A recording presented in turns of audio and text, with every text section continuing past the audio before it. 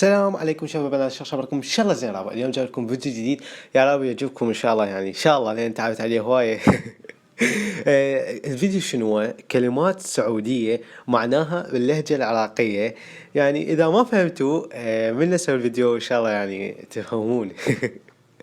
وان شاء الله يعجبكم يا رب. بس قبل لا ابدي الفيديو، هاي احلى التعليقات، يعني شكرا والله يعني على الدعم والتعليقات الحلوة.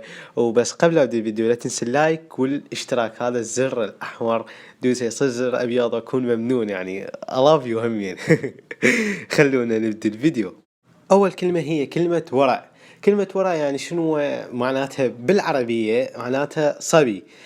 واحنا العراقيين ما نقول ورع، لا احنا نقول طفل. يعني لما تنقال مثلا جملة شبيك بابا انت طفل، يعني من واحد يسوي شغلات مال جهال، هم لا يقولون ورع. ثاني كلمة هي كلمة أبو كلب. أبو كلب معناته يعني شيء مو زين، بس إحنا العراقيين ما نقول أبو كلب، نقول سكراب. يعني أو شيء يعني ما يصلح، يعني مثلا يابا تشتري تليفون هو سكراب. الكلمة الثالثة هي كلمة يصقع. كلمة يصقع يعني شنو؟ مثلا يضرب، يعني مثلا شيء يضرب شلون أقول لكم؟ مثلا يعني مثلا ضرب السيارة صقع لا والله، بس هي معناتها يضرب. المهم معناته يضرب. احنا احنا ما نقول يصقع، لا احنا نقول يضرب او يطق او اي شيء اي شيء، يعني حسب اللهجة بعد. الكلمة الرابعة هي كلمة اتوهقت، معناتها ورطة، بس احنا ما نقول اتوهقت ولا نقول ورطة. شفصت في السالفة نقول. الكلمة الخامسة هي كلمة جبت العيد. معناها خربت شغلة.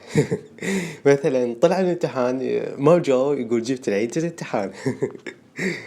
الكلمة السادسة هي كلمة يلبي قلبي. لا احنا ما نقول يلبي قلبي، نقول يا بعد قلبي. ولهنا شباب بنات انتهى الفيديو، يا رب عجبكم ان شاء الله. واسف على الاغلاط، يعني مثل بالمونتاج او بالصوت، او طلعت لكم اصوات هيك جوا الغفلة.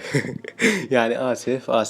وان شاء الله اضيف سلاسل جديدة للقناة، وان شاء الله تعجبكم يا رب. يعني حاط خطط احتل بيها اليوتيوب.